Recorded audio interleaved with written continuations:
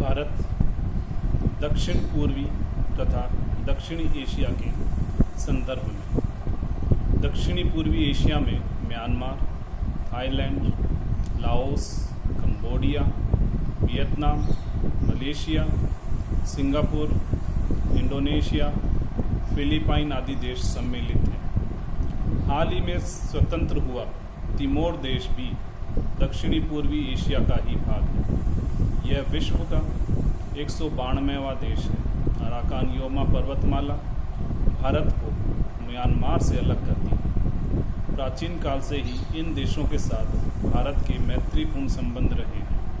भारत तथा इन देशों के बीच बहुत सी भौतिक, राजनीतिक, सामाजिक तथा आर्थिक समानताएं पाई जाती हैं। भारत की भांति यह सभी देश विश्व के सबसे बड़े महाद्वीप एशिया का अभिन्न अंग है। भारत की भांति लगभग सभी देशों में मानसून जलवायु पाई जाती है। मानसूनी वर्षा तथा उपजाऊ मिट्टी के कारण इन देशों में चावल की घनी कृषि की जाती है। भारत बुद्ध धर्म की जन्मभूमि है। यहाँ से बुद्ध धर्म दक्षिणी पूर्वी एशिया के कई देशों तक फैला। म्यांमार, कंबोडिया, इंडोनेशिया आदि देशों में कई प्राचीन पूजा भारतीय स्थल हैं। इंडोनेशिया में रामलीला आज भी धूमधाम से मनाई जाती है। यद्यपि यह एक मुस्लिम देश है। दक्षिणी पूर्वी एशिया के लगभग सभी देशों से हमारे घनिष्ठ व्यापारिक संबंध हैं। वर्तमान समय में भारत की पूर्व की ओर देखो नीति से इन देशों के साथ भारत के संबंधों में एक और अधिक घनिष्ठता होने की संभावना है।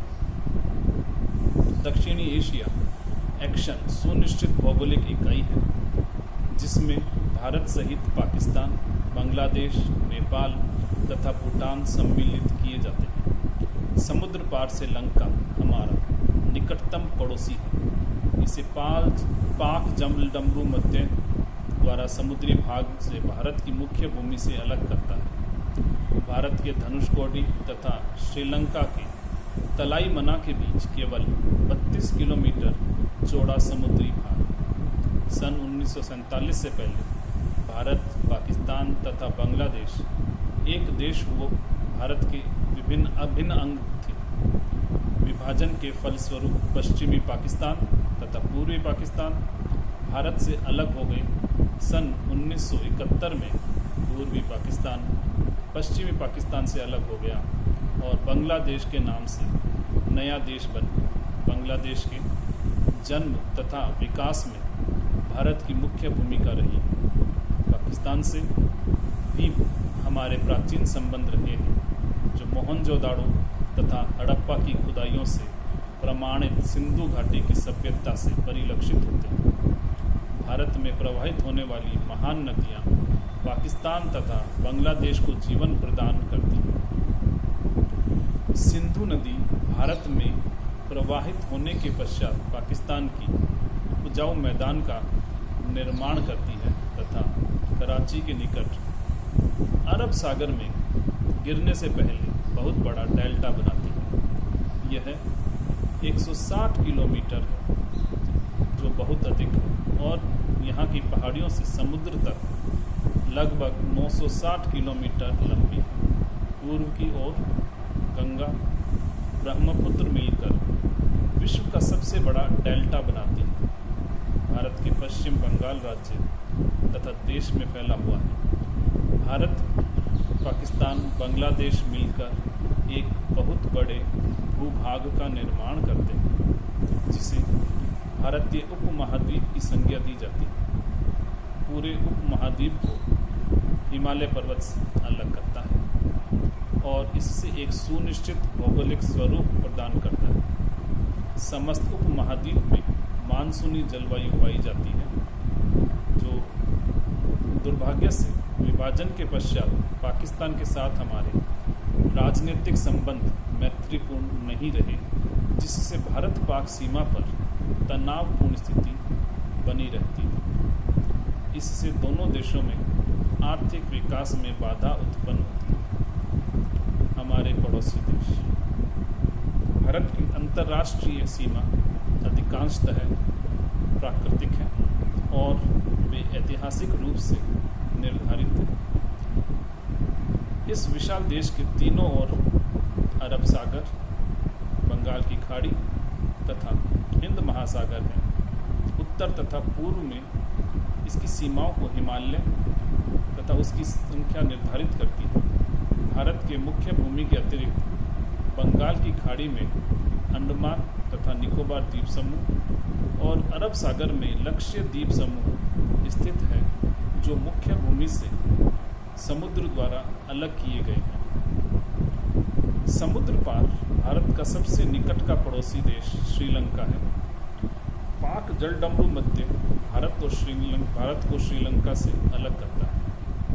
हमारा दूसरा निकटतम पड़ोसी समुद्री देश इंडोनेशिया है, जो निकोबार द्वीप समूह के अंतिम क्षण दक्षिण में स्थित है। भारत के पूर्व में Bangladesh, Myanmar, Laos, Malaysia, Cambodia, Thailand, Indonesia, Vietnam आदि देश स्थित हैं। हमारे पश्चिम में पाकिस्तान, अफगानिस्तान, ईरान, इराक आदि देश हैं। लक्षद्वीप के दक्षिण में मालदीव स्थित है। उत्तर में हमारी सीमा हिमालय पर्वत बनाता है। यहाँ कुल्लू कराकोरम जम्मू कश्मीर की सीमा पर है। इसके उत्तर में चीन प्रदेश है। इसके थोड़ा सा दक्षिण में भारत की त्रिकोण का शीर्ष बिंदु बहुत ही महत्वपूर्ण है। यहाँ एशिया के 5 प्रमुख देशों की अंतर्राष्ट्रीय सीमा आकर मिलती है। यह देश हैं चीन, भारत, पाकिस्तान, अफगानिस्तान तथा तजाकिस्तान। इसके उत्तर एवं पूर्व में तिब्बत का पठार है, जो अब चीन के अधीन है। यह कैलाश मानसरोवर की भूमि के नाम से विख्यात है। तिब्बत की राजनीतिक तथा आध्यात्मिक राजधानी ल्हासा भारत की सीमा से 300 किलोमीटर से भी कम दूरी पर है। इसके बाद भारतीय सीमा दक्षिण पूर्व तथा पूर्व की ओर मुड़ती है। सिंधु नदी से ब्रह्मपुत्र नदी तक यह सीमा लगभग 2400 किलोमीटर लंबी है। इन्हीं नदियों के बीच वाले भाग में नेपाल तथा भूटान हमारे पड़ोसी देश हैं। भारत के संबंध नेपाल के साथ बहुत अच्छे रहे हैं। अब एक अच्छी सड़क नेपाल की राजधानी काठमांडू को भारत से जोड़ती है। कोसी नदी पर भारत नेपाल संयुक्त परियोजनाओं से दोनों देशों के संबंध और भी घनिष्ठ हुए हैं। भारत के सुदूर उत्तर पूर्वी कोने पर उत्तरी पूर्वी है, जहां पर भारत, चीन तथा म्यांमार की सीमाएं आपस में मिलती हैं। पूर्व में पहाड़ियों एवं पर्वतमालाओं की लंबी लड़ी हमें मनमाड से अलग करती है। इन पर्वतों में पहाड़ियों में मिश्मी, पटकाई, नागा पर्वतमाला, लुशाई तथा अराकोन योमा पर्वतमाला है। इस क्षेत्र में घने वन, भारी वर्षा, जटिल उच्चावच तथा तीव्रगामी नदियों के कारण भारत का म्यांमार के साथ स्थलीय संबंध अधिक सुदृढ़ नहीं बन पाया। भारत से म्यांमार की आयरावड़ी तक स्थल की अपेक्षा जलमार्ग से जाना अधिक सुविधाजनक है। सन 1995 में मणिपुर में मौर्धन म्यांमार नेताओं के बीच व्यापारिक मार्ग के खुल जाने के पश्चात दोनों देशों के बीच व्यापारिक तथा सांस्कृतिक संबंध मजबूत होने लगे। उत्तर में हिमालय पर्वत और उसकी श्रृंखलाओं की जटिलता तथा दुर्गमता के कारण प्राचीन काल से ही हमारा संपर्क अन्य देशों से कम हो पाया है, परंतु पिछले कुछ वर्षों से इन पर्वतीय क्षेत्रों में कुछ महत्वपूर्ण सड़कों का निर्माण हुआ है। भारत तिब्बत मार्ग सतलुज गौर्ज से होकर जाता है। इसी प्रकार संसार के सबसे ऊंचा सड़क मार्ग 3450 मीटर पर कश्मीर लेह मार्ग है, जो कराकोरम दर्रे को पार करता है। तीसरा प्रमुख मार्ग सिक्किम के दर्रे से होकर जाता है। आधुनिक वायु मार्गों से इन पर्वतीय दीवार का महत्व कम कर दिया। सन 1947 का पूर्वी पाकिस्तान सन 1971 में बांग्लादेश के नाम से अलग राष्ट्र के रूप में स्थापित हो गया। भारत के पश्चिम बंगाल, आसाम, मेघालय, त्रिपुरा तथा मिजोरम राज्यों की सीमाएं बांग्लादेश के साथ मिलती हैं। भारत का सामरिक महत्व। हिंद महासागर के उत्तरी छोर पर पूर्वी घाट के केंद्र में भारत की स्थिति सामरिक दृष्टि से बहुत महत्वपूर्ण है। इसकी तट रेखा हिंद महासागर के तट पर स्थित किसी भी अन्य देश से अधिक लंबी है। यह अपने आकार तथा प्राकृतिक संसाधनों के कारण वनांचली देशों में सबसे महत्वपूर्ण बन गया है। हिंद महासागर विश्व में एकमात्र महासागर है जिसका नाम किसी देश अर्थात हिंद मतलब भारत के नाम पर रखा गया है।